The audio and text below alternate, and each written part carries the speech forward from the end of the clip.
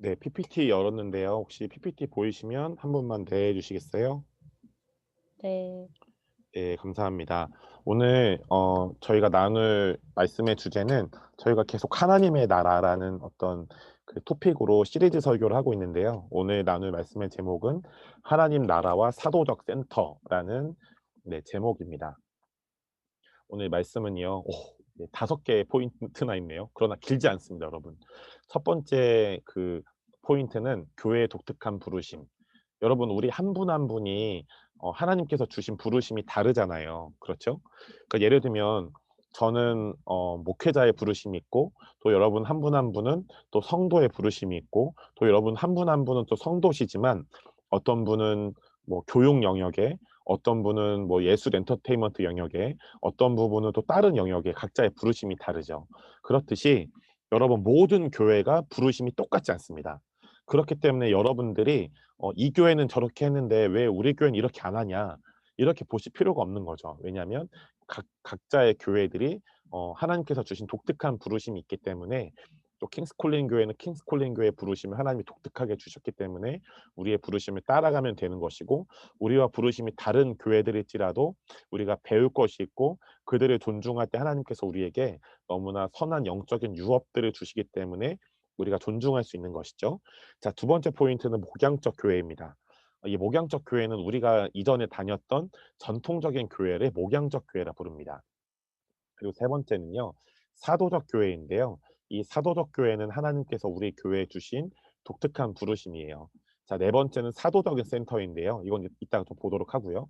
마지막 다섯 번째는 목양적 교회에서 사도적 교회, 사도적 센터. 이 사도적 교회와 사도적 센터는 크게 다르지 않습니다.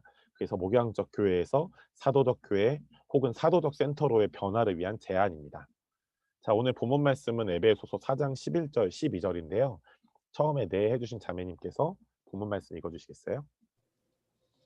그가 어떤 사람은 사도로, 어떤 사람은 선지자로, 어떤 사람은 복음 전하는 자로, 어떤 사람은 목사와 교사로 삼으셨으니 이는 성도를 온전하게 하여 봉사의 일을 하게 하며 그리스도의 몸을 세우려 하심이라. 아멘. 자, 아멘입니다. 저희 교회에 이제 몇 달 전에 새로운 성도님이 오셔서 저희가 이 과정이 없었는데, 어떤 과정을 하나님이 저한테 하라는 마음을 주셨냐면, 새로운 어떤 예수님을 어 믿은 지 별로 안 된 분들, 혹은 또 우리 교회의 어떤 독특한 부르심을 모르는 분들을 위해서 "새가족반을 하면 좋겠다."라는 마음을 주셨어요.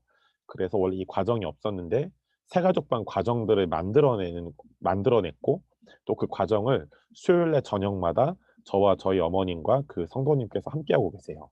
그런데 한 2주 정도는 복음에 대해서 다뤘고요. 저희가 이번 주였죠. 수요일 날은 이제 오중 사역에 대해서 다뤘습니다. 그래서 처음엔 좀 걱정이 됐어요. 이것들을 잘 안 받아들이시면 그 새로운 성도님이 '못 받아들이시면 어떡하지? 너무 내용이 어려우면 어떡하지?' 했는데 어 그날 제가 믿기에는 그 성도님이 너무 재밌어 하셨어요. 네. 왜냐하면 그분의 얼굴을 봤는데 이분이 되게 재밌고 뭔가 이런 흥미가 있으시면 얼굴을 감추지를 못하시더라고요. 왜냐하면 그 딸도 그렇습니다. 제가 그 딸을 가르치는데 그 딸이 뭔가 재미가 생기면요 얼굴이 달라져요. 예, 그 엄마의 그 딸인 거죠.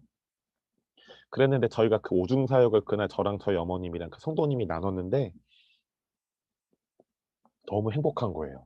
왜냐하면 여러분, 그동안 우리가 다녔던 교회들 너무나 좋은 모습이 있죠. 그런데 여러분, 성경에서 하나님은 우리에게 우리가 어떤 사람이나 사람들, 심지어 교회나 어떤 단체, 어떤 여러 이제 분야에 대해서 "판단하지 말아라."라고 하셨죠. 그 판단은 무엇이냐면 어떤 사람이나 사람들, 단체에 대해서 그들의 존재 가치, 정체성을 그냥 까 버리는 거예요. 예를 들면 '아, 박경록 목사는 아주 나쁜 사람이야.' 이건 판단이죠. 그런데 하나님께서는 우리에게 분별을 허락하셨어요.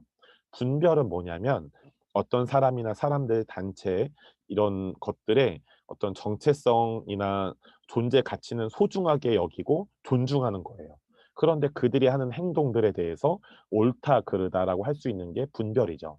예를 들면 '박경록 목사는 아주 나쁜 사람이야.' 이건 판단이죠. 이건 명백하게 죄입니다. 그런데 하나님이 허락하신 분별은 뭐냐?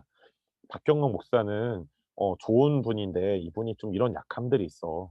이건 분별이죠. 그런데 이 분별을 뒷담 꺼거나 험담하기 위해서 하는 게 아니라 그분이 온전케 되도록 기도하고 새롭게 되도록 중보기도 하기 위해서 우리가 분별할 수 있는 것이죠.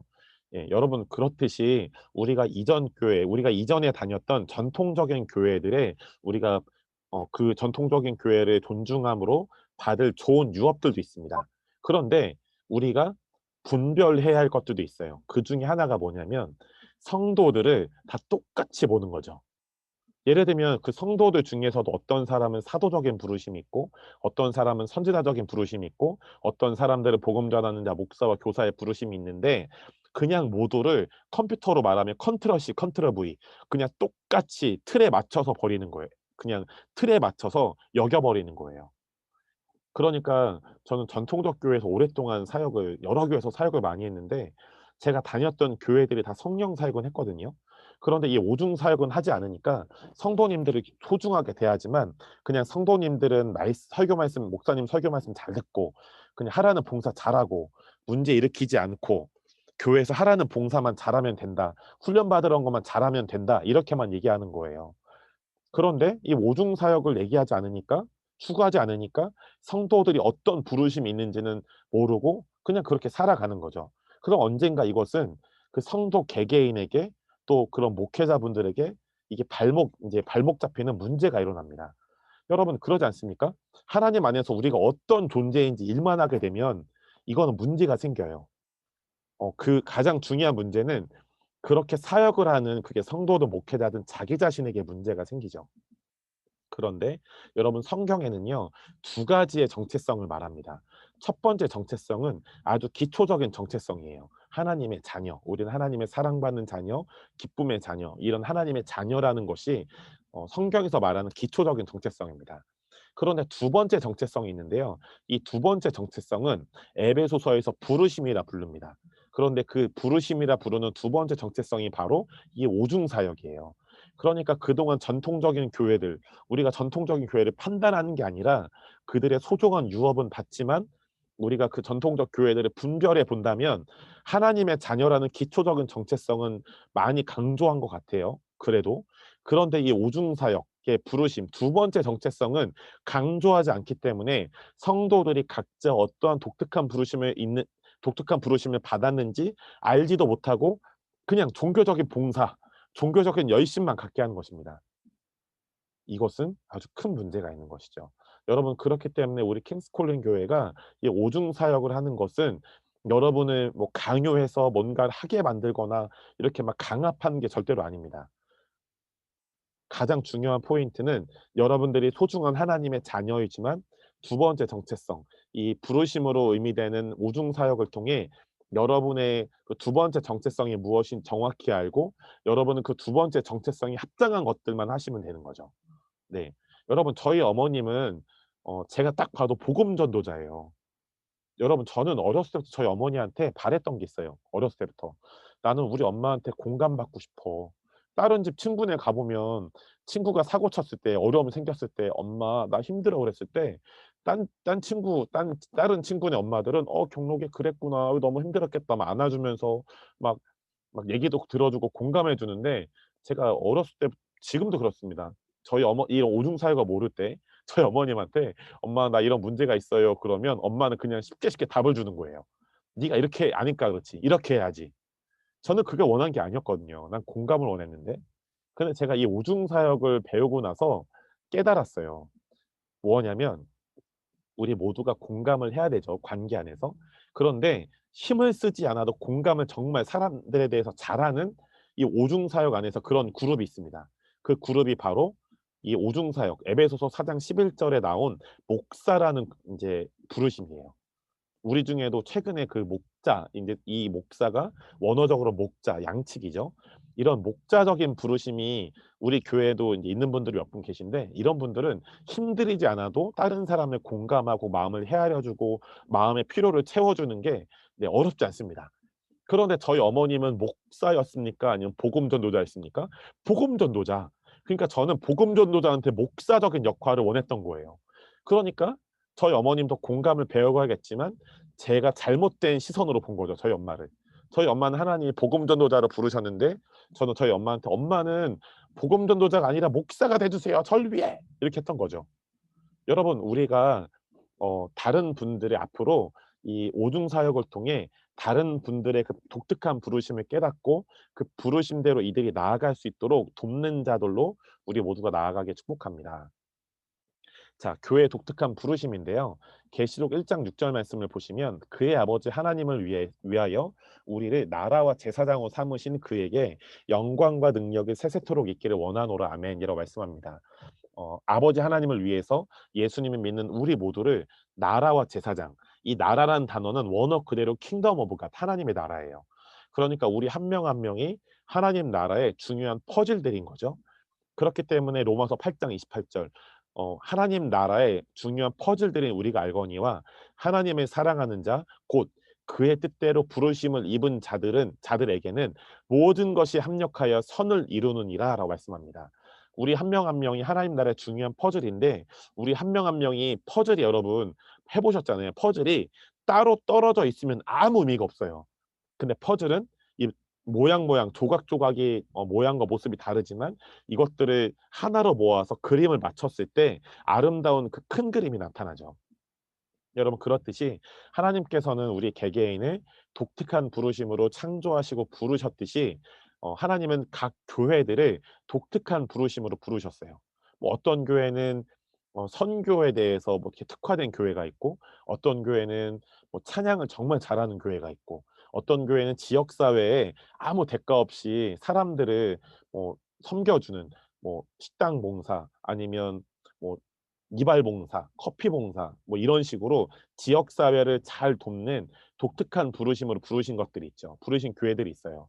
여러분 그렇기 때문에 우리는 하나님께서 창조하신 교회의 오리지널 디자인이 무엇인지 발견하는 동시에 각 교회들의 독특한 부르심을 인정하고 존중해야 하겠습니다. 여러분 우리 킹스콜린 교회는요. 하나님께서 창조하신 교회의 원형 오리지널 디자인인 사도적 교회, 사도적 센터로 부르심을 받았습니다. 그래서 먼저 그동안 우리가 다녔던 전통적인 교회, 이 전통적인 교회를 다른 말로 하면 목양적인 교회라고 합니다.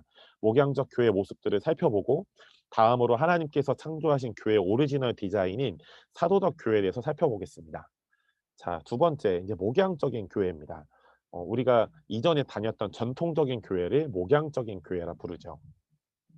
여러분 오늘날 대부분의 교회는 목양적인 교회로서 에베소서 4장 11절에 오중사역, 오중사역은 사도, 선지자, 복음전도자, 목사와 교사이죠.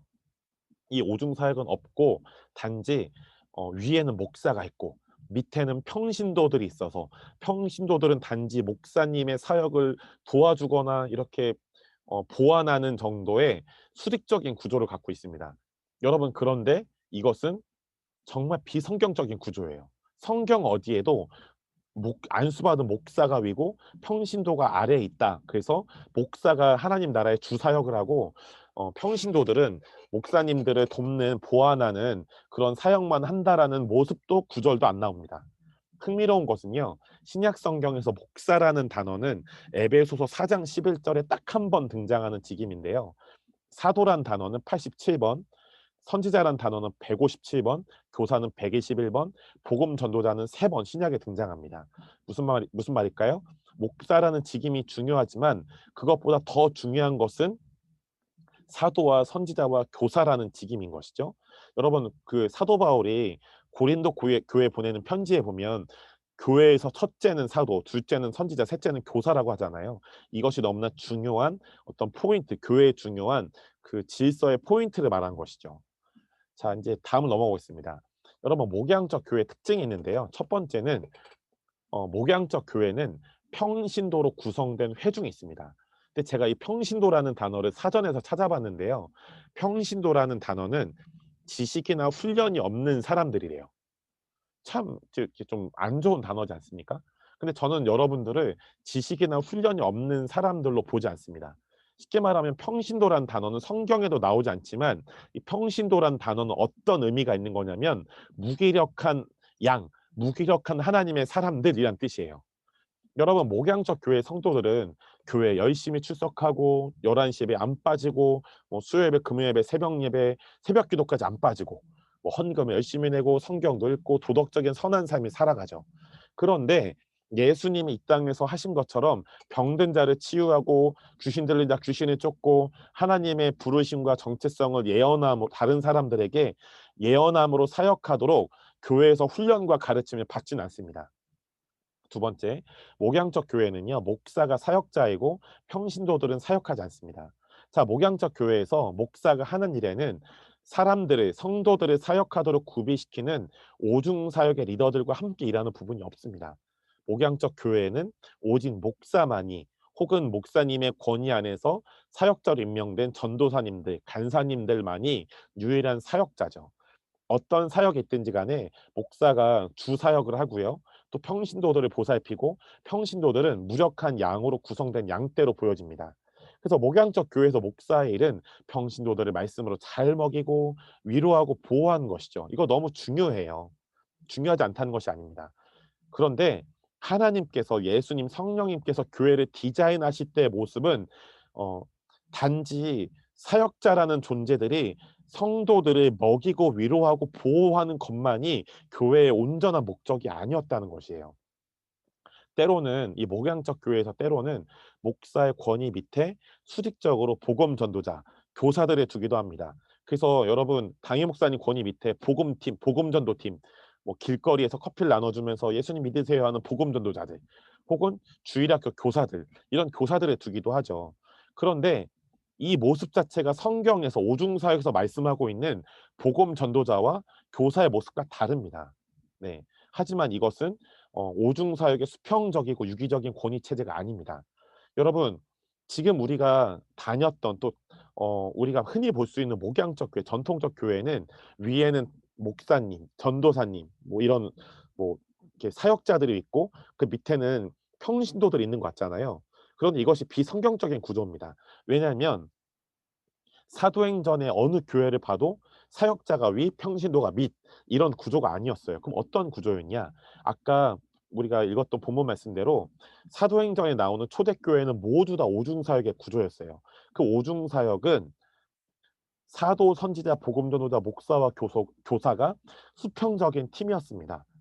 모두가 관계 안에서 수평적인 팀이었지만 사도가 어 사도와 선지자가 중심 리더가 돼서 이 팀들을 이끌어갔죠. 그런데 권위주의적인 리더가 아니라 아주 친밀한 친구 같은, 그러나 중요한 결정을 할 때는 사도와 선지자가 이들을 조정하거나 통제하지 않고 좋은 친구로서 좋은 의견들을 듣고 의견들을 수합해서 결정들을 했죠. 여러분 그 사도라는 어떤 부르심은 새로운 어떤 교회나 단체 혹은 뭐 사업장, 일터 교회들을 개척하고 그곳에 오중 사역이 세팅되도록 이렇게 풀어 놓는 리더, 또 영적인 부모의 역할을 하죠. 선지자는 하나님의 어떤 마음으로 하나님의 사랑 또 부르심 정체성을 예언하는 부르심이고요. 복음 전도자는 예언과 치유, 축사, 기적의 사역을 통해 믿지 않는 자들에게 복음을 전하는 부르심이죠. 목사는 예수님을 믿는 자들을 사랑으로 잘 돌보고 그들 안에 어떤 내면의 상처들을 치유하는 그런 부르심이죠. 교사는 예수님을 믿는 모든 성도들이 하나님의 부르심과 정체성을 이루고 부르심과 정체성이 견고히 되도록 하나님의 말씀을 잘 가르치는 부르심인 거예요. 그런데 여러분 쉽게 말하면요. 그 에베소서 2장 20절에 보면 교회의 터는 교회 모퉁이 돌은 예수님인데 교회의 터는 사도와 선지자라고 했잖아요. 이게 무슨 말이냐면 사도와 선지자를 쉽게 생각하면 집안에서 엄마 아빠를 생각하시면 됩니다. 마치 집안에서 아빠와 엄마는 또 자녀들은 서로 친구같이 친밀하게 어떤 질서가 있지만 친구같이 친밀하게 지내잖아요. 그렇죠? 그런데 뭔가 중요한 일이 생기면 엄마 아빠와 자녀들이 서로 잘 의견을 나누고 얘기를 듣고 엄마 아빠가 상의해서 잘 결정하죠. 쉽게 말하면 아빠가 사도를 의미하는 거고요. 비유하면 엄마가 선지자를 의미하죠. 여러분 그렇기 때문에 엄마가 하시는 말씀들 잘 들으면 아빠가 하시는 말씀들 잘 들으면 나쁜 일이 생기나요? 아닙니다. 좋은 일이 생깁니다. 여러분 그렇기 때문에 사도와 선지자가 먼저 이런 리더십을 잘 갖춰야 복음 전도자, 목사와 교사들이 권위 안에서 잘 인제 그들의 부르심을 찾게 되고, 그래서 그것이 가정이든 교회이든 사업장이든 이 팀의 구조로, 오중사역의 수평적이고 친밀한 팀의 구조로 교회와 또 가정과 또 사업장, 일터 교회들이 하나님의 나라의 구조를 통해 하나님 나라를 확장할 수 있는 것이죠. 세 번째, 목양적 교회의 목표는 성도들의 필요만이 충족되는 거예요.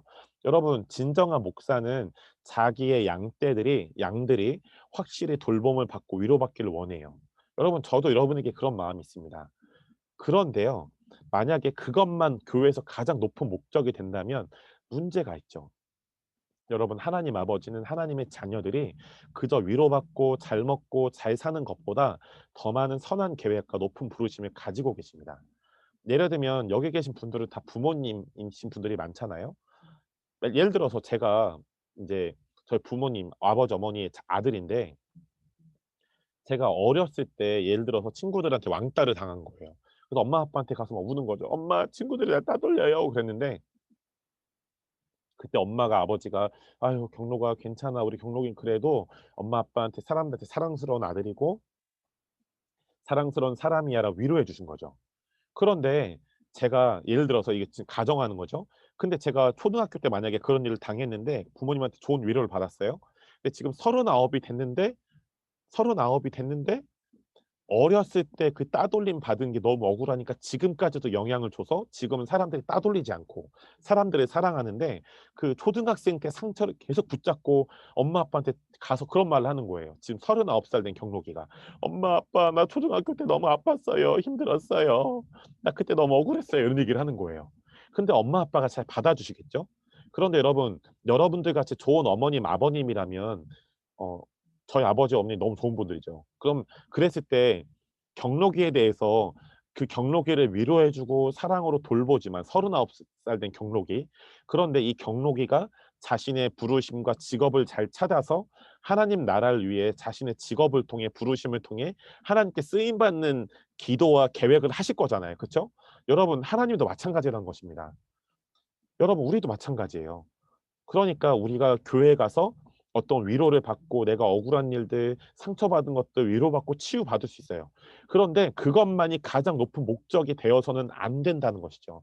여러분, 하나님 아버지는 하나님의 자녀들이 그저 위로받고 잘 먹고 잘 사는 것보다 더 많은 선한 계획과 높은 부르심을 가지고 계십니다. 그래서 오늘 저희가 맨 처음에 새로운 찬양을 배웠잖아요. 이게 예레미야 말씀으로 만들어진 찬양인데요. "너를 향한 나의 계획을 내가 아노니." 하나님께서 우리를 향한 계획을 말씀하시죠. "재앙이 아니라 평안이다. 너희의 장래에 희망을 주려는 것이다."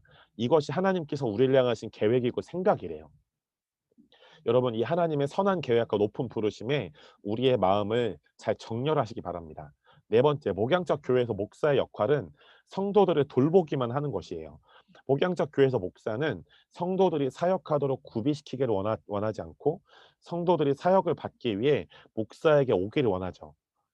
마치 여러분, 부흥회 가시면 부흥사 목사님이 여러분 안수하고 막 쓰러지고 귀신 쫓겨지고 병 나가고 예언해 주고 이렇게 말씀 전하고, 부흥사 목사님 다 하시죠. 네. 다 아시죠. 그런데 그 참 귀한 모습이지만 사실은 그게 그런 분들을 판단하는 게 아니라, 하나님께서 교회 성도들, 교회를 처음 만드셨을 때 그 모습은 목사 한 명이 성도들을 다 사역해 주는 것이 아니라는 것이죠. 그런데 이 하나님께서 교회를 처음 만드셨을 때 모습을 모르니까, 또 알고 싶지 않으니까, 여러분 지금의 모습은 어때요? 아픈 사람이 있으면 무조건 목사님한테, 집안에 안 좋은 일 생기면 무조건 목사님한테, 또 좋은 일 생겨도 목사님한테. 좋은 일 생길 땐 참 좋네요. 근데 모든 안 좋은 일 생기면 다 목사님한테 찾아와서 "기도해 주세요. 안수해 주세요." 이렇게 하시죠. 네. 그런데 여러분, 결과적으로 사람들이 이렇게 되면 어떤 일이 생기냐? 목사님에게만 의존하게 됩니다. 목사님에게 의존하는 거 나쁘진 않아요. 그런데 목사에게만 의존하게 되면 목사가 바로 성도님들의 우상이 되는 거예요. 여러분, 우상 숭배하시는 거죠.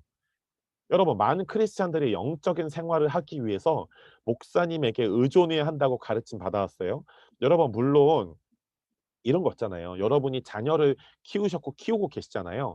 아기 때, 꼬마 때는 자녀가 부모님께 의존을 해야 돼요. 그쵸? 어떤 아기가 막 기어다니는 아기가 지 혼자 옷 입고 지 혼자 밥을 먹습니까? 못 하죠. 어느 때까지는 그 자녀가 부모님께 의존을 해야 돼요. 그런데 어느 순간부터 이 아이가 자라면서 정확한 때가 되면 이 부모가 이 자녀에게 의도적으로 부모에게만 의존하지 않고 자녀가 자신의 어떤 주체적인 생각들을 가지고 잘 선택하고 할 수 있도록 가르쳐 줘야 되잖아요. 그렇지만 이 자녀가 그런 선택을 못할 때는 언제든 엄마 아버지께 도움을 받을 수 있지만 더 이상 의존하지는 않게 되는 거죠. 의존하지 않도록 도와야 되는 거죠. 여러 마찬가지로 많은 크리스찬들이 영적인 생활을 하기 위해서 목사에게 의존해야 된다고 가르침 받았어요. 여러분, 그러나 이것은 성경적인 원리가 아닙니다. 왜 성경적인 원리가 아니냐?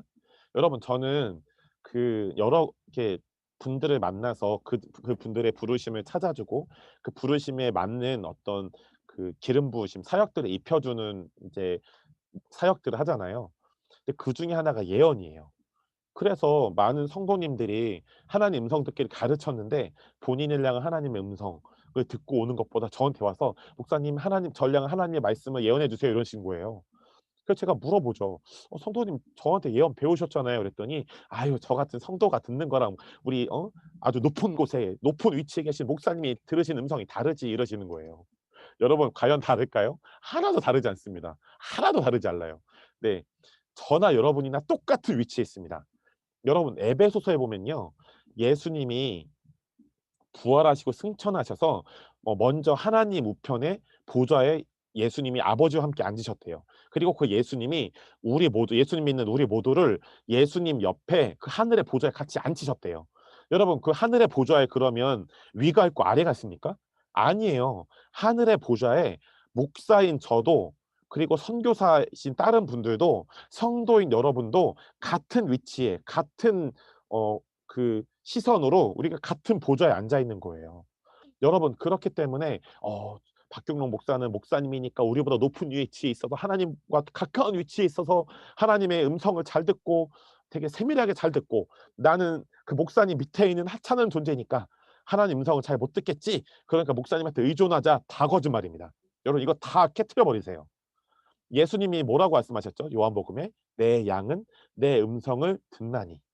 여러분들이 예수님을 영접하시고 예수님을 믿으신다면 여러분들은 예수님의 양입니다. 여러분의 정체성은 예수님의 양.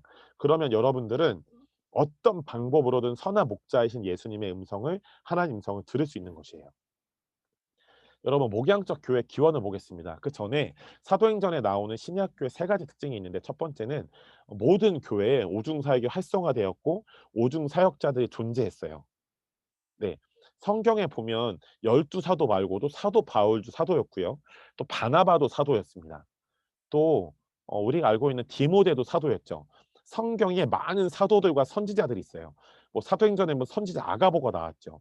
또 우리가 알고 있는 빌립 집사님은 복음 전도자였잖아요. 그래서 사도행전을 보면 예루살렘 교회 핍박이 있을 때 12 사도 말고는 그 모든 성도들이 다 도망갑니다. 교회가 찢어져요.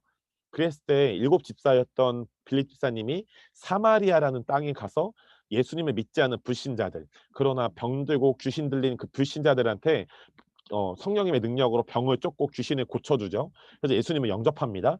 그래서 빌립 집사님이 성도인데 사마리아 교회라는 교회를 세워요. 나중에 그분의 오중직임이 몇 장 넘어가면 사도행전에 나타나는데 전도자 빌립이라고 나와 있죠. 그리고 여러분, 그 성경에 보면요. 바울은 내가 사도와 복음 전도자와 교사로 세우심을 입었다고 얘기하죠. 바울은 자신이 사도이고 복음 전도자이고 교사의 부르심을 받은 걸 알았어요. 그리고요. 그 바나바는 선지자의 부르심이 있었고 또 아볼로라는 사람은 성경에 이 사람이 이런 직임이 딱 나오지 않지만 교사였던 것 같아요. 성경에 능통했다고 나와 있었거든요. 그러니까 모든 교회에 오중 사역이 활성화되었고 오중 사역자들이 존재했죠. 언제요? 사도행전에 나오는 하나님이 만드신 처음 교회, 신약 교회의 모습때. 두 번째, 사도행전에 나오는 신약 교회는 모든 성도들이 사역자였어요. 그래서 성도들이 교회들을 개척했고요. 심지어 이 성도들이 사도들과 선지자들의 보호 아래서 성도들이 교회 리더들로 섬겼습니다. 여러분, 그래서 저와 저희 교회에 영적인 멘토가 계신데 그분이 홍정식 목사님이라는 분이에요. 그래서 제가 몇 달 전에 그분이 꿈에 나오셨는데 꿈에서 한 3 월인가 2 월쯤 되는 것 같아요. 제 꿈에 그분이 나오셨는데 저는 어렸을 때 어른들을 너무 어려워했어요. 그리고 지금은 정말 완전히 치유가 됐지만 어 그 예전에 영적인 멘토로 한 10년 동안 섬겼던 분들이 있는데 그분들이 어쩔 수 없는 상황이었지만 그분들과의 관계에서 받은 상처가 좀 컸습니다. 그래서 제가 그 이후에 '나는 다시는 영적인 멘토고 아버지고 섬기지 않을 거야. 내 권위에 두지 않을 거야.' 이런 게 생각을 했죠. 근데 하나님이 그것들을 싹 치유하시고 초자연적으로 어떤 목사님을 제가 모르는 목사님인데 꿈에 보내 저한테 보여주셨어요. 그분이 바로 지금 저와 저희 교회의 영적인 아버지, 영적 멘토가 되시는 홍정식 목사님이세요. 그분은 오중 사역의 1, 2, 3, 4, 5 단계가 있는데 그분은 사도세요. 그래서 제가 그분이 한 이번 연도 2 월쯤에 제 꿈에 나오셨는데 제가 애기처럼 그분한테 막 웃으면서 "아빠, 아빠." 막 이러는 거예요. 진짜 아빠가 아니라 영적인 아빠를 의미하는 거겠죠. 영적인 멘토. 그래서 제가 그분을 찾아갔습니다. 그래서 "목사님 제가 이런 꿈을 꿨는데 저희 아빠가 돼 주세요." 그랬더니 이분이 오래 생각하시지 않고 "그래요 박 목사. 그럽시다." 그러시는 거예요. 그래서 제가 이번 주에 그 설국에 다녀왔잖아요. 그래서 홍정신 목사님과 좋은 시간을 보냈고 또 우리 교회가 헌금하고 또 섬기는 그 필리핀 선교사님 부부도 사도로 선지자로 5 단계 안수를 받으셨어요. 여러분 그렇기 때문에 저희 교회가 또 저와 우리 성도님들이 이런 사도들과 선지자들의 보호 아래서 우리 모두가 저뿐 아니라 우리 모두가 우리 교회 리더들로 함께 자라고 있는 것이에요. 여러분 세 번째는 이제 사도행전에 나오는 신약 교회는요. 모든 성도들을 통해서 기적과 이사가 일상적으로 일어났습니다. 제가 신대원에 다닐 때 초대교회사라는 과목을 배웠는데요. 그냥 일반 진짜 신학 두꺼운 책이에요. 근데 그 책에 보면 이런 글이 있었어요. 사도행전에 나오는 모든 성도들은 기도를 통해서 죽은 자들을 살리는 것이 일상이었대요. 여러분 저는 아까 우리 킹스 콜린 교회 예배 오기 전에 저는 식사를 하고요. 시간이 남으면 커피숍에 가서 커피를 시켜 놓고 책을 읽습니다. 이게 저의 일상이에요. 여러분들도 이런 일상이 있지 않습니까? 근데 그 일상이 어려운 일이에요? 쉬운 일이에요? 굉장히 쉬운 일이죠. 이렇듯이 저는 식사를 하고 시간이 남을 때 카페에 가서 커피 먹으면서 커피 마시면서 책을 읽는 게 어렵지 않아요. 이게 저의 일상이죠. 이렇듯이 사도행전에 나오는 성도들은 기도를 통해서 죽은 자를 살리는 게 어렵지 않았던 일상이었던 거예요. 왜 그렇습니까? 사도행전에 나오는 신약교회는 모든 교회 오중사역이 활성화되었고 오중 사역들이 존재했고 또 사도들과 선지자들의 보호 아래서 모든 성도들이 사역자였고 그래서 모든 사역자인 성도들이 오중 사역들을 통해 자신의 부르심을 찾았고 부르심 안에서 훈련되어서 교회들을 개척했고 더 높은 부르심으로 가게 된 것이죠. 그렇기 때문에 모든 성도들을 통해서 사도행전에 나온 신약교회 때는 기도를 통해서 죽은 자들이 살아나는 놀라운 역사들이 일상이었던 거예요. 여러분 그렇다면 저와 우리 교회도 이 오중 사역을 추구함으로 우리가 이것을 계속 훈련하고 우리가 계속 때로는 어려울 수 있지만 이 오중 사역을 우리가 옷처럼 입어서 우리에게 훈련한다면 여러분 우리도 높은 부르심으로 갈 뿐 아니라 우리가 기적을 쫓는 삶이 아니라 기적이 우리를 쫓는 삶이 기적이 우리를 따라다니는 삶이 반드시 이루어지게 될 것이에요. 자, 목양적 교회 기원입니다. 목양적 교회는 근원은요. 로마의 황제인 콘스탄틴이 도입한 중세 교회로부터 시작됐어요. 여러분 아까 보았지만 사도행전에 나오는 신약 교회는 모든 성도가 사역자였고 모든 성도들이 사도와 선지자들의 보호에 있었고 모든 교회는 오중 사역에 존재했고 오중 사역이 활성화돼 있었죠. 그런데 콘스탄틴이라는 왕은 자신이 로마의 왕이 되자마자 초대교회에 오중 사역을 없애버렸고요. 또 모든 성도들이 오중 사역으로 사역하지 못하도록 만들어 버리고 교회에 사제와 평신도라는 수직적인 그룹을 만들어 버렸어요. 사제는 사제는 교회의 중요한 역할을 하는 사람들, 평신도는 그 사제를 돕는 보조자들 이런 수직적인 그룹을 만들어 버린 거죠. 비성경적인 수직적 그룹. 그때부터 성도들은 자신들이 사역자라는 정체성을 잊어버렸고 이 정체성을 잃어버리니까 어떠한 기적과 이사를 일으키지 못하게 된 거예요.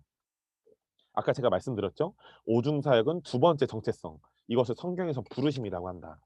이 부르심을 망각해버리고 잃어버리게 되니까 어떠한 기적도 이사도 일으키지 못하게 된 것이죠. 특히 콘스탄틴은 미트라라고 불리는 이 미트라는 페르시아의 태양신 우상을 의미합니다. 지금으로 말하면 뭐 알라, 뭐 부처 이런 것에 해당되는 우상신이죠. 미트라라는 우상신을 섬기는 신도였는데 미트라 교에서는요. 그 미트라 교를 이끄는 사제 한 사람이 모든 예배를 인도하고 모든 신전의 리더가 됐어요. 그래서 콘스탄틴은 미트라 교회 사제를 교회로 옮겨와서 사제가 온 교회를 이끌도록 하고 평신도 그룹은 사역자가 아니라 사제를 돕는 보조 역할로 바꿔버린 거죠. 그러니까 비성경적인 교회 모델이 이때부터 나오게 된 거예요. 여러분 종교개혁 마틴 루터나 칼빈이 이전의 교회 모습들이 뭔가 잘못되었기 때문에 종교개혁을 일으켰는데 이 종교개혁이 일어났을 때 개혁자들은 중세 교회에 있는 많은 것들이 성경적이지 않다는 것을 알았어요. 그래서 그들은 사제가 이끄는 교회 개념을 거부하고 모든 성도가 제사장이라고 신약 성경이 가르쳤다는 것을 알게 되었고요. 그래서 그것을 선포했죠. 그러나 종교개혁자들이 이런 잘한 부분도 있지만 우리가 분별해야 될 것은 종교개혁자들은 교회가 어떻게 기능해야 하는지 이 두 번째 정체성인 오중사역을 제대로 이해하지는 못했습니다. 그래서 그들은 이 문제를 해결하기 위해서 성경을 열심히 보았고 결국 에베소서 4장에 성경을 통틀어 단 한 번 나오는 목사라는 단어를 찾아냈어요. 그래서 기존 교회 리더의 직함을 사제가 아닌 목사로 바꿨고요. 그래서 그것을 통해 더 성경적이 되고자 했죠. 이것이 목양적 교회의 목사라는 직임이 최고 리더가 된 이유입니다. 여러분 목양적 교회에도 하나님께서 주신 귀한 영적 유업들이 많습니다. 그래서 우리가 목양적 교회들을 존중함으로 하나님께서 주신 귀한 영적 유업들, 말씀의 유업, 또 기도의 유업, 전도의 유업, 많고 많은 영적 유업들을 우리가 존중해서 받아야 합니다. 하지만 목양적 교회는 하나님께서 계획하신 교회의 오리지널 모델, 원형이 아니고 또 우리 킹스콜린 교회 부르심이 아니기 때문에 우리 교회는 끝까지 사도적 교회, 사도적 센터를 추구하려고 합니다. 자, 여러분 사도적 교회에 대해서 살펴보도록 하겠습니다. 사도적 교회는 오중 사역을 통해 목회자와 성도들이 유기적이고 수평적으로 연합된 교회이고요. 또 하나님께서 창조하신 교회의 오리지널 디자인입니다. 아까 에베소서 4장 11절 12절 읽어드렸고 또 아까 설교 초반에 이 다섯 가지가 어떤 그 역할을 하는지 말씀드렸죠. 자, 그럼 사도적 교회 특징을 보겠습니다. 첫 번째는 여러분 사도적 교회는 모든 성도를 평신도로 보지 않고 사역자로 봅니다. 그러니까 지금 저희 교회에 예수님을 별로 이제 믿으신 지 별로 되지 않은 성도님이 오셨죠. 또 우리 교회 안에서 잘 사랑받으시고 잘 훈련되실 거예요. 그래서 저와 우리 귀한 성도님들이 그분을 그 가정을 강요하지 않을 것입니다. 그런데 그분이 그분이 알고 계시는 목사적인 부르심, 선자적인 부르심 안에서 잘 훈련되고 자라나서 결과적으로는 하나님의 때 또 그분이 원하는 때에 우리 교회 안에서 또 가정과 그분의 삶 안에서 목사적인 부르심, 선지자적인 부르심에 맞는 사역들을 잘 풀어내시기를 축복해요. 여러분 히브리서 1장 7절에 보면 또 천사들에 관하여는 그는 그의 천사들의 바람으로 그의 사역자들을 불꽃으로 삼으셨다라고 말씀하고 있죠. 그런데 이 사역자란 단어가요. 헬라어 원어로 보면 하나님을 경배하는 자들, 예배자들이라는 의미가 있습니다. 여러분 모든 성도들에게는 예배자의 부르심이 있지 않습니까? 그러면 모든 성도들은 사실 모든 성도가 예배자라면 모든 성도들은 사실 사역자가 맞습니다. 그렇기 때문에 사도적 교회는 모든 성도를 평신도로 보지 않고 목사를 보조하는 역할로 보지 않고 목사와 동등한 사역자로 봅니다. 그리고 제가 믿기에는 여러분들은 저와 예수님보다 더 큰 일을 하시게 될 것입니다. 예수님 말씀하셨죠? "너희는 나와 같은 일을 하면 나보다 더 큰 일을 하게 될 것이다." 그 너희에 목사들도 있지만 여러분들 같은 성도들도 포함되어 있죠. 두 번째, 사도적 교회는 목사만 사역하지 않고 모든 성도가 오중직임, 오중사역으로 팀을 이루어서 사역하는데 이것이 가능하도록 오중사역팀의 리더들이 성도들을 구비하죠. 베드로전서 2장 9절에 보면 그러나 너희는 안수받는 목사들, 뭐 전도사들, 선교사들뿐 아니라 모든 예수님을 믿는 성도들이 포함되어 있습니다. 너희는 택하신 족속이요 왕 같은 제사장들이요 거룩한 나라요 그의 소유가 된 백성이니 이는 너희를 어두운 데서 불러내어 그의 기이한 빛에 들어가게 하신 이에 아름다운 덕을 선포하게 하려 하심이라라고 말씀하고 있습니다. 자, 세 번째, 사도적 교회 목표는 하나님 나라의 비전과 부르심 중심이에요. 여러분, 사도적인 교회, 우리 교회 같은 사도적인 교회에서도 물론 목양적인 돌봄이 충족될 것입니다. 여러분, 그렇기 때문에 어 여러분, 우리 교회 안에 우리 그런 분들이 몇 분 계시죠. 목사적인 부르심을 가지신 분들, 목자적인 부르심을 가지신 분들. 그래서 믿는 자들에게 막 기도를 많이 하고 막 힘을 쓰지 않아도 믿는 자들을 사랑으로 잘 돌보고 아버지의 마음으로 잘 돌보고 또 그들 안의 상처들을 치유해 줄 수 있는 그런 목자적인 부르심을 가지시는 분들이 더 많이 나타나시길 축복해요. 여러분, 실제로 제 연약함을 좀 고백하면, 여러분, 저는 안수받은 목사잖아요. 그렇죠? 그런데 저는 솔직히 말씀드리면 목사적인 부르심은 제가 아니에요. 네. 그러다 보니까 저도 이 목사적인 부르심은 아니지만 목사적인 부르심이 높진 않아도 이 목자적인 기름 부음을 가질 수 있잖아요. 목자적인 기름 부음을 가지고 또 만나는 모든 믿는 자들에게 따뜻하게 대하려고 노력하고 사랑으로 그들을 섬기려고 노력합니다. 그런데 저의 메인 오중직임의 부르심이 목사가 아니니까 저보다 목사적인 부르심들이 저보다 목사적인 부르심이 높은 분들이 오히려 예수님을 믿는 사람들을 잘 돌보고 그들의 상처를 잘 치유할 수 있죠. 예를 들면 이런 거예요. 저희 어머님한테 제가 인제 저희 어머님한테 인제 예수님을 안 믿는 분이 연결되면요, 저희 어머님은 저보다 더 빨리 예수님을 영접시킬 수 있어요, 그분한테. 그런데 저는 복음 전도자는 메인은 아니기 때문에 엄마보다는 좀 느릴 수 있죠. 네. 그런데 저는 예수님을 믿는 사람들이건 예수님을 믿는 사람들 중에 그들의 하나님이 그들에게 주신 부르심을 잘 모른다. 그럼 그 부르심이 무엇인지 알게 하고 그 부르심에 맞는 옷들을 사역들을 입혀 줄 수 있어요. 기름 부으심을 나눠 줄 수 있죠. 그 사역의 자리를 보낼 수 있습니다. 그거는 제가 저희 엄마보다 잘할 수 있어요. 또 우리 교회에 저보다 목자적인 부르심이 높은 분들이 있잖아요.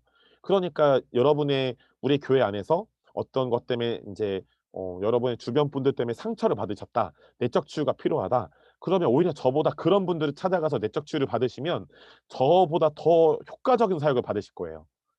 이해가 되시죠? 저한테 오면 "아유, 성도님이 진짜 이것 때문에 이런 거예요. 이렇게 하시면 안 됩니다." 막 이런 얘기만 들으실 거예요. "박경구 목사는 그냥 따뜻하지 않은 거야." 네. 제가 따뜻하지 않은 게 아니라 저에게는 목자적인 부르심이 제 오중 사역의 1순위 순위가 아닙니다. 네. 여러분, 그렇기 때문에 우리 교회에 여러분들이 여러분 자신의 부르심을 잘 아셔야 되고 오중 사역의 부르심을 아셔야 되고 또 우리 교회 다른 분들에게 어떠한 부르심이 있나, 그래서 나와 다른 부르심이 있다면 존중하고 또 나와 같은 부르심이 있다면 또 다른 부르심이 있을지라도 우리가 서로 팀을 이루어서 합력해서 선을 이루어야 하는 것이죠. 여러분, 사도적 교회에서도 물론 목양적인 돌봄이 충족될 것입니다. 여러분, 그렇기 때문에 저도 여러분들을 사랑하고 섬기기 위해서 최선을 다할 거예요. 네. 그런데 저도 충분히 한계가 있겠죠. 왜냐하면 제가 연약하고 부족한 게 물론 있지만 그거보다는 제 메인 오중직임의 1순위 순위가 목자가 아니거든요. 그럼 이 한계를 누가 이 저의 이런 오중직임의 부르심의 한계를 누가 채워주냐? 저보다 목자적인 부르심이 메인에 있는 분들이 저의 이 연약함과 부족함을 같이 이렇게 채워주시게 되는 거죠. 여러분, 그렇기 때문에 우리 교회는, 예, 제가 대표 목사지만 저는 일부러 담임 목사라는 키워드를 저한테 걸지 않았어요. 왜냐하면 여러분 모두는 저와 한 팀이지 제가 여러분보다 위가 아니거든요. 여러분, 우리 모두 한 팀입니다. 그 사도적 교회에서도 물론 이런 목양적인 돌봄이 충족될 것이에요.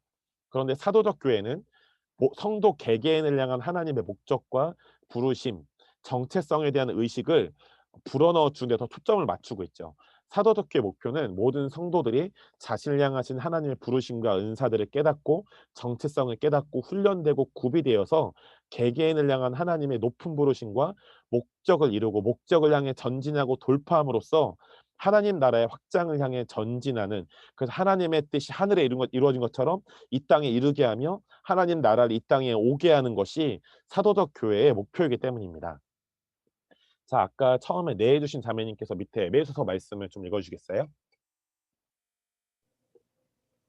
우리 주 예수 그리스도의 하나님 영광의 아버지께서 지혜와 계시의 영을 너희에게 주사 하나님을 알게 하시고 너희 마음의 눈을 밝히사 그의 부르심의 소망이 무엇이며 성도 안에서 그 기업의 영광의 풍성함이 무엇이며 그의 힘의 위력으로 역사하심을 따라 믿는 우리에게 베푸신 능력의 지극히 크심이 어떠한 것을 너희로 알게 하시기를 구하노라. 아멘. 아멘. 여러분 이 말씀 너무나 중요한 말씀입니다. 우리 예수님의 하나님, 영광의 아버지 하나님 아버지께서 지혜와 계시의 영이신 성령님 우리에게 주셨대요. 근데 그 성령님을 통해 어떤 역사가 일어납니까? 하나님을 알게 한다는 거죠. 두 번째 역사는 뭐냐면 우리 마음의 눈을 성령께서 밝혀 주셔서 우리의 부르심의 소망이 우리의 부르심이 뭔지 알게 된다는 거예요. 세 번째 역사는 성도 안에서 기업의 영광의 풍성함이 무엇이며 그러니까 우리가 예수님을 믿는 성도로서 어떠한 영적인 유업의 풍성함을 받았는지를 성령님이 깨닫게 하신다는 거죠. 또 그의 힘의 위력으로 역사하심을 따라 믿는 우리에게 베푸신 능력의 지극히 크심이 어떠한 것을 너희로 알게 하시기를 구하노라. 그러니까 하나님께서 모든 성도에게 능력을 베푸셨는데 그 능력이 얼마나 큰지 깨닫게 하신다는 것이죠. 여러분 그렇기 때문에 오중 사역의 부르심은 박경록 목사가 잘 가르치고 뭐 성령의 권능이 뛰어나서 여러분의 부르심을 알게 되고 만나는 사람들의 부르심을 알게 되는 게 아니라 오로직 성령 오로직이래요. 오직 성령님 때문입니다. 네. 제가 우리 교회가 또 제가 성령님과 연합함으로 다른 분들의 부르심의 소망을 알게 되는 거죠. 또 그분에게 부어진 하나님의 유업 또 그분에게 부어진 기름 부으심과 은사가 무엇인지 성령님을 통해 깨닫게 되고 이것을 나누었을 때 그분들이 이것을 믿고 나아가게 되면 진짜 이분들이 생각한 이상의 높은 부르심을 가게 되는 거예요. 이런 역사가 사도적 교회에 있습니다. 여러분 사도적 교회 리더는 목사가 아닌 사도와 선지자와 교사입니다. 자 고린도전서 12장 28절에 보면 하나님의 교회 중에 몇을 세우셨으니 이것은 질서의 우선순위죠. 첫째는 사도요. 둘째는 선지자요. 셋째는 교사요로 나와 있죠. 여러분 여러분들이 지금까지 보았던 목사님들도 오중 사역 안에서 목사적인 부르심이 아니라 사도, 선지자, 복음 전도자, 교사의 부르심일 수 있습니다. 특별히 사도적 교회 리더들은 모든 성도가 사역할 수 있도록 구비시켜 주기를 원해요.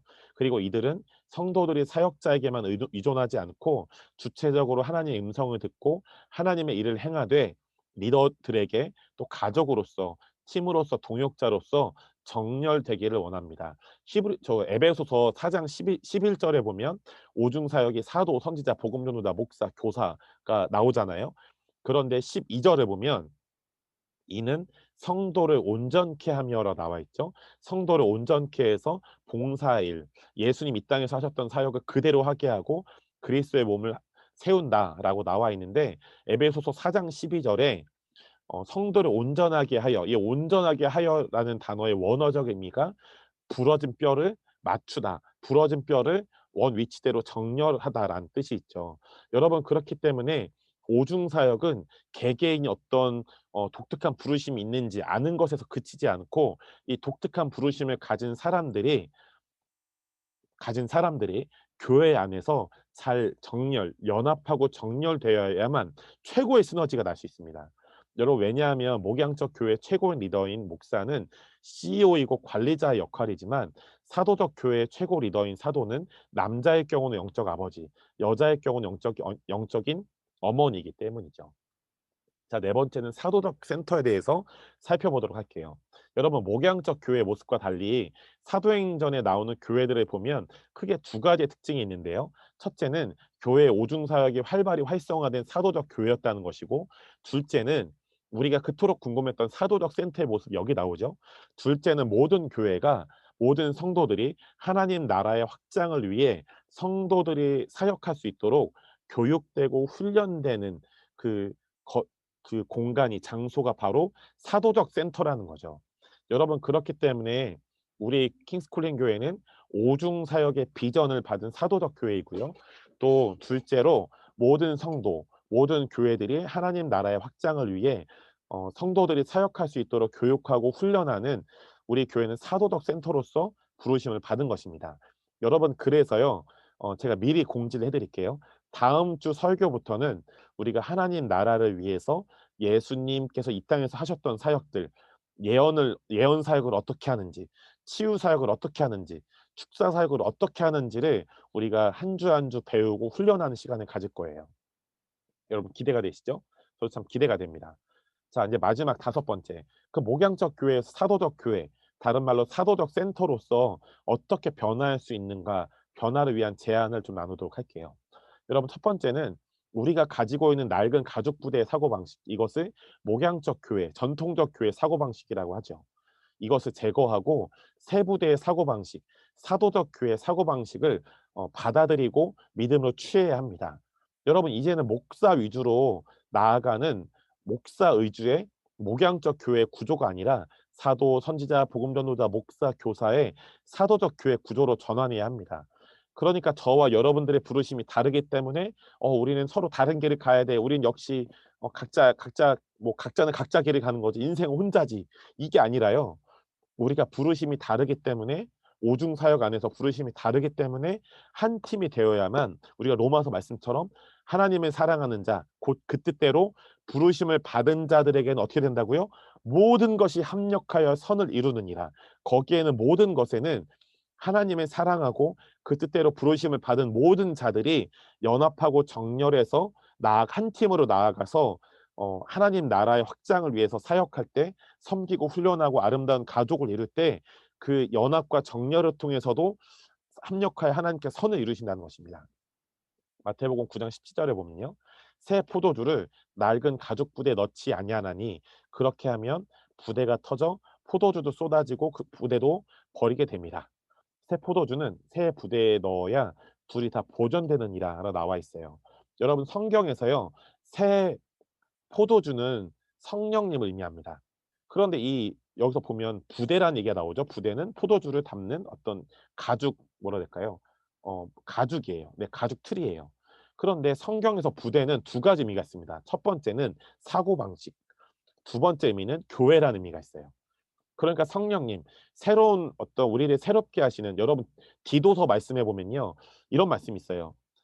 중생의 씻음과 성령의 새롭게 하심으로 하셨다. 그러니까 성령님은 날마다 우리를 새롭게 하시는 새로운 영이시죠.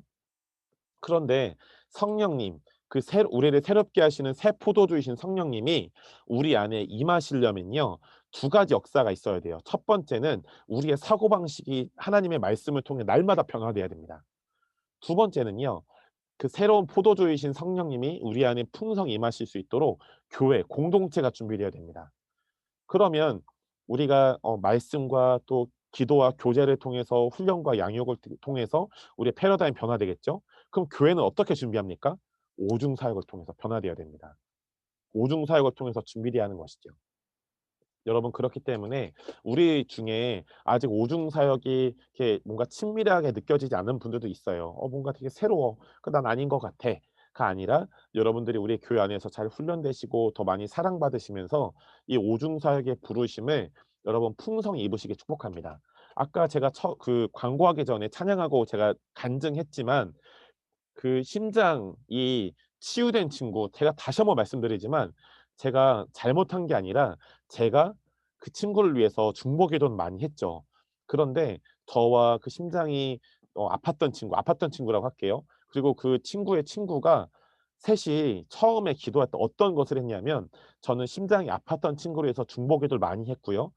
그러나 처음으로 우리가 그 심장이 아팠던 친구를 위해서 기도할 때 저는 제가 막 앞서서 이 친구를 위해서 손 얹고 막 뭐 기도해 준 게 아니라 이 두 친구한테 어떻게 치유 사역을 하는지 가르쳤고 그리고 이 치유를 어떻게 받아들이는지를 짧게 재밌게 가르쳤어요. 그리고 중요한 것은 이들이 몇 주 동안 말씀을 나누면서 정체성이 견고해진 것이죠. 그러니까 견고해진 정체성 플러스 치유 사역을 어떻게 하는지 짧게 배웠고 이 치유를 풀어내는 믿음의 영역을 배우니까 이것이 합력하여 선을 이룸으로써 중학교 1학년 여자애들 2명이 치유를 위해서 기도했는데 물론 저도 중보기도를 했지만 제가 막 나서서 심장이 아팠던 친구를 위해서 막 적극 이제 제가 막 다 기도해 주지 않은 거죠. 솔직히 말하면 그 심장이 아팠던 친구의 친구가 기도했어요. 이 친구가 그 친구를 위해서 저를 대신 우리를 대신해서 치유 기도를 했습니다. 그러니까 제가 겸손하게 말씀드리지만 이것이 또 실제이고 제가 목사이기 때문에 능력이 많아서 심장이 아팠던 친구가 난 게 아닌 거예요. 무슨 말이냐? 이것은 우리 교회의 부르심이 오중 사역인데 오중 사역이 하나님께서 저와 우리 교회와 또 한국 교회와 우주적인 교회, 열방의 모든 교회에게 주신 예수님의 선물이 맞다는 걸 보여주신 사인인 거예요. 여러분 아멘이시죠? 그러니까 그 심장이 아팠던 친구가 예전에는 몇 년 전에는 심장의 수치가 22, 근데 기도하니까 나아져서 54, 나중에는 80이 됐다고 그랬잖아요. 여러분 이게 중요한 의미가 있어요. 그동안 우리가 다녔던 교회들은 마치 이 친구의 심장 수치처럼 사도와 선지자 인정하지 않았어요. 그냥 복음 전도자, 목사, 교사 정도만 인정했죠. 부분만 인정한 거예요. 그러니까 우리가 다녔던 교회들도 이 오중 사역의 수치가 22. 그러나 조금 나은 분들은 예언 사역을 하는 분들을 두면서 54 정도. 근데 조금 더 나은 분들은 뭔가 무언가를 여는 거죠. 여러분 그래서 아까 심장이 아팠던 친구가 22, 뭐 54, 80까지 심장의 수치가 오른 것처럼 여러분 이전의 전통적 교회들도 이 오중 사역을 받아들인 수치가 처음에는 한 22 였어요. 사도 선지자는 끝났어. 왜냐하면 성경이 완성되면서 모든 은사가 사라졌거든. 근데 말도 안 되는 얘기죠. 지금 우리가 방언을 한다면 절대 사도와 선지자의 부르심도 없어지지 않은 거예요. 지금도 있다는 것이죠. 그러니까 이전의 전통적 교회들은 하나님의 말씀 그대로를 믿은 게 아니라 전통적인 신학, 말씀과 멀어진 신학을 믿으니까 사도와 선지자를 교회에서 없애버리는 거예요. 마치 아까 우리가 보았던 로마의 콘스탄틴이라는 왕처럼 사도와 선지자, 복음 전도자, 사도와 선지자 오중 사역을 없애버리고 그냥 자기가 만들고 싶은 교회를 만들었던 거죠. 그러니까 부분적인 복음 전도자, 목사와 교사만이 전통적 교회의 기능에서 오중 사역의 수치가 22 밖에 안 됐어요. 근데 어떤 교회들은 예언은 마음을 여니까 선지자 정도, 예언 사역자 정도는 인정을 하는 거죠. 22에서 54 정도가 열린 거예요. 그러나 여러분 이제는 우리가 부분적으로 오중 사역을 여는 게 아니라 사도, 선지자, 복음 전도자, 목사와 교사의 완전한 부르심. 그래서 우리가 이 부르심을 84가 아니라 100%까지 마음을 열고 받아들여야 됩니다. 이것이 하나님께서 처음 교회를 만드신 교회의 오리지널 디자인, 원형이기 때문이죠. 두 번째, 교회를 바라보는 시각이 성경적으로 바뀌어야 됩니다. 이전에 우리는 교회를 하나님과 또 목사님들, 성도님들한테 내 삶의 억울함을 털어놓고 목회자들 또 교회 리더들, 성도님들한테 위로를 받는 곳으로만 생각했다면 그것도 필요해요. 근데 그것만이 전부가 아닌 거죠. 이제부터는 교회에 대한 시각이 하나님 나라의 목적과 부르심을 위한 훈련센터, 사도적 센터로 바뀌어져야 하겠습니다. 자, 사도행전 13장 1절을 보시면 안디옥 교회에 선지자들과 교사들이 있으니 곧 바나바와 니게르라 하는 시므온과 구레네 사람 루기오와 분봉한 헤롯의 젖동생 마나엔과 및 사울이라 나와 있죠. 여러분 사도행전의 모습을 보면 원래 이 안디옥 교회는 13장 1절 전에는 안디옥 교회의 선지자들, 선지자 팀이죠. 교사들, 교사 팀이죠. 선지자 팀과 교사 팀 오중 사역이 없었어요. 안디옥 교회가 어떻게 생겼냐? 갑자기 안디옥이라는 지방에 예수님을 믿는 새신자들이 막 많아지니까 예루살렘의 12 사도들이 바나바와 사울을 안디옥 교회에 보냅니다. 그래서 1년 동안 그 바울과 바나바가 이 엄청 많은 새신자들을 데리고 1년 동안 훈련을 시킨 거죠. 그리고 예루살렘 교회에서 예루살렘 교회 선지자 팀을 안디옥 교회에 파송합니다. 그래서 이 선지자 팀이 안디옥 교회의 그 새신자들에게 오중 사역을 가르치고 훈련하고 오중 사역을 양육했을 거예요. 그 결과로 어떤 일이 일어났냐? 이 13장 1절의 모습이 나타난 거예요. 안디옥 교회에 원래 선지자들, 교사들이 없었는데 선지자 팀이 생겼고 교사 팀이 생겼는데 선지자 팀과 교사 팀의 명단이 이 사람들이다 라고 나왔죠. 또 13장 1절 몇 구절을 넘어가면요. 안디옥 교회에서 바울과 바나바를 금식해서 파송합니다. 근데 어떻게 파송했냐? 이 사도행전 한 14장쯤 가보면 이 바울과 바나바를 사도행전의 저자인 누가가 어떻게 부르냐? 두 사도 바나바와 바울이라 부릅니다. 무슨 말일까요? 안디옥 교회에서 선지자들과 교사들도 선지자팀, 교사팀이 생겼는데 이 안디옥 교회에서 사도들, 사도팀도 생겼다는 것이죠. 어떻게 해요? 예루살렘 교회에서 파송된 그 선지자들, 선지자팀의 어 훈련과 양육, 오중 사역에 대한 또 사도적 교회, 사도적 센터에 대한 훈련과 양육을 통해서 선지자팀, 교사팀, 사도팀이 생겼다는 것이죠. 무슨 말입니까? 여러분, 하나님께서 처음 만드신 교회의 모습인 사도적 교회, 사도적 센터는 하나님 나라의 목적과 부르심을 위한 훈련 센터였다는 것이에요. 이것이 바로 사도적 센터인 것이죠. 마지막 세 번째입니다. 교회의 구성에 대한 시각이 성경적으로 바뀌어야겠습니다. 여러분, 성경에는 여전도회, 남전도회, 중고등부, 청년부 이런 교회의 그 조직 구성이 나오지 않습니다. 여러분, 성경에요. 여전도회, 남전도회, 청년부, 중고등부 이런 교회 조직, 교회 구성이 안 나와요. 이건 나중에 인간의 편리에서 만들어낸 것이죠. 교회 성경에는 이것이 나오지 않습니다. 그런데 말이에요. 이건 나쁘다고 말하는 게 아니라, 그러나 우리가 진짜 성경적으로 산다면 여러분, 신약 성경 전체를 걸쳐서 교회는요, 사도행전에 어떤 모습을 갖고 있었냐, 교회에 대해서 어떤 구성과 어떤 조직을 갖고 있었냐, 바로 오중사역의 팀으로 교회가 구성되었습니다. 아까 사도행전 13장 1절 교회에 선지자팀, 교사팀이 있었대요. 또 사도팀도 있었다고 나와 있죠. 데살로니가전서 1장 1절을 보면요. 데살로니가 이 전서는 바울이 데살로니가라는 교회에 보내는 편지예요. 그런데 데살로니가전서 1장 1절에 보면 바울과 실로아노와 디모데라고 나와 있죠. 그런데 데살로니가전서 2장 7절에 보면 우리는이 바로 바울과 실로아노와 이 실로아노는 신라예요. 디모데를 말하죠. 우리가 뭐라고 나와 있죠? 데살로니가전서 2장 7절 우리 바울과 실라와 디모데는 그리스도의 사도로서 마땅히 권위를 주장할 수 있다고 나와 있죠. 무슨 말입니까? 이 안디옥 교회의 선지자팀, 교사팀, 사도팀이 있었던 것처럼 이 데살로니가 교회에도 사도팀, 사도팀의 멤버가 누구였죠? 바울과 실라와 디모데가 바로 사도팀이었다는 거예요. 여러분, 이렇듯이 전통적 교회에는 여전도회, 남전도회, 청년부, 중고등부회 이런 교회 조직이 잘못된 건 아닙니다. 그런데 우리가 진짜 성경적으로 산다면 신약 성경 전체를 걸쳐 나오는 오중사역의 팀으로 교회가 조직되고 구성되어야 진짜 성경적인 것이에요. 여러분, 그렇기 때문에 우리 교회에 오중사역의 팀이 있습니다. 팀장들도 있어요. 제가 사도팀 팀장이고요. 또 우리 홍보미 자매님이라는 분이 계신데 그분이 어 인제 선지자팀의 팀장이시고 아직 목사팀 팀장은 보미 자매가 그 선지자와 목사팀 팀장이네요. 그리고 우리 찬양 자매님이 그 복음 전도자 교사팀 팀장인데 여러분, 우리 하나님께서 우리 교회에 점점 이 오중 사역을 함께 훈련하고 오중 사역을 통해 함께 하나님 나라를 확장시켜 갈 성도님들을 또 보내 주시면서 또 우리 안에 오중 사역의 부르심이 잘 입혀지면서 그 이 오중 사역 팀 체제를 더 견고하게 또 아름답게 구성하고 싶습니다. 여러분, 그렇기 때문에 여러분의 오중 사역의 부르심이 무엇인지 아신다면 여러분 반드시 제가 여러분을 권유합니다. 우리 교회 안에 오중 사역 팀으로 들어가세요. 네. 최근에 어떤 분도 이 오중 사역을 몰랐지만 지난주에 새가족반을 하면서 '아, 내 안에 목사, 선지자의 부르심이 있구나.' 이런 걸 아시게 됐죠. 그럼 이 목사와 선지자로서 내가 어떻게 훈련해야 되나? 그러면 이것을 훈련받기 원하신다면 목사팀과 선지자팀에 들어가시면 되겠죠. 그리고 다른 분들도 아직 오중 사역팀에 킹스 콜링 교회 오중 사역팀에 들어가지 않으신 분들은 여러분이 자발적으로 오중 사역팀에 들어가셔서 훈련 받으실 때 여러분들이 그 팀 안에서 같이 훈련되고 사역함으로써 하나님의 높은 부르심을 나아가시게 될 겁니다.